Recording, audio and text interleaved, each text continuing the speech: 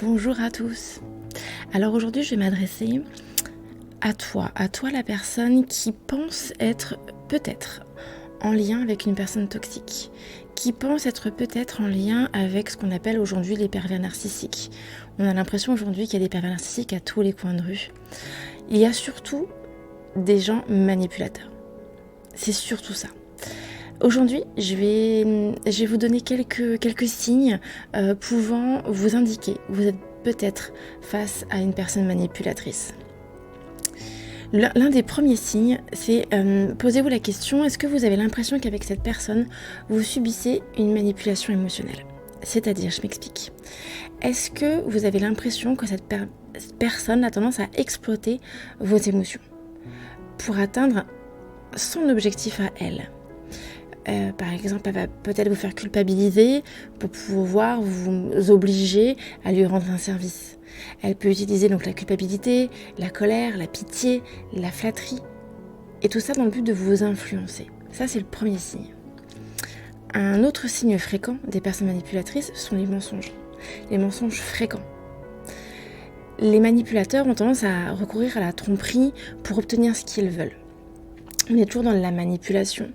Ils vont déformer la vérité ou omettre des morceaux de vérité pour pouvoir amener la situation là où ça les arrange.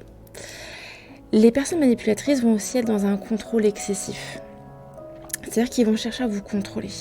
Alors peut-être vous et d'autres personnes, mais là on parle de vous. Ils peuvent avoir tendance à prendre toutes les décisions, à vous dire ce que vous devez faire et à vous isoler des autres, de votre famille, de vos amis, à avoir toujours un avis en disant cette personne je la sens pas, tu devrais pas y aller, c'est pas une bonne personne pour toi. Les manipulateurs vont avoir tendance à exagérer les défauts de vos amis et de votre famille pour que vous n'ayez plus envie d'y aller. Et puis si vous réfléchissez, vous vous rendez compte que finalement c'est peut-être eux qui vous dirigent un peu dans tous vos choix, dans toutes vos actions. Ensuite, le manipulateur ne va pas être capable de faire preuve d'empathie. Ils vont avoir du mal à comprendre et à se soucier des autres. Ils sont vraiment dans un monde de moi. Qu'est-ce qui se passe pour moi ? Quelles sont les conséquences pour moi ? Et ça peut vous paraître un peu étrange. Vous pouvez aussi vous dire mais est-ce que c'est moi qui suis pas normale ? Est-ce que je m'inquiète trop des autres ? Parce que lui ou elle, il est complètement indifférent, insensible à ce qui se passe autour de lui. Le manipulateur va aussi avoir tendance à faire du chantage émotionnel. Donc là, on n'est plus dans la manipulation, on est dans le chantage. C'est-à-dire qu'ils vont vous menacer de couper les ponts avec vous, d'une façon ou d'une autre, si vous ne répondez pas à leurs demandes. Ils vont aussi vous faire croire que vous êtes responsable des choses négatives qui peuvent lui arriver. Responsable de façon directe ou indirecte, mais vous êtes responsable de leur malheur. Et puis, ils vont aussi toujours appuyer pour vous faire comprendre que vous êtes responsable de toutes les conséquences négatives qui peuvent lui arriver. De la même façon, ils vont avoir tendance à avoir comme deux facettes par rapport à vous. Un coup, ils vont être dans une flatterie excessive. Vous allez être la meilleure personne de la Terre, comment les autres font pour ne pas voir quelle belle personne vous êtes, votre côté extraordinaire. Et puis, dans la seconde qui suit, ils vont d'un seul coup vous sabrer, ils vont complètement vous dévaloriser, ils vont vous critiquer. Ils vont vous rendre dépendant de leur validation. Ensuite, un autre signe qui est assez flagrant, c'est qu'ils ne sont jamais responsables. C'est en général vous qui allez être responsable de ce qu'ils ont pu faire ou pu dire. Ils vont toujours rejeter la faute sur les autres. Ils vont toujours trouver des excuses, c'est jamais de leur faute. Et puis, ils vont toujours rester dans le vague. Ils ne seront jamais précis. Ils vont vous laisser finir leurs phrases. Ils vont faire vraiment des phrases en suspens. Et soit vous allez les finir à voix haute, soit dans votre tête. Et ça va leur permettre de toujours pouvoir vous répondre qu'ils ne vous ont jamais dit ça. Et ils auront raison, ils ne l'auront jamais dit. C'est vous qui l'avez dit à leur place. Donc voilà un petit peu les signes qui peuvent commencer à vous mettre sur la piste que vous êtes peut-être face à une personne manipulatrice. il y a la chose à prendre en compte, c'est que vous n'êtes pas responsable de ce qui se passe, ok. Et vous ne pouvez pas changer cette personne.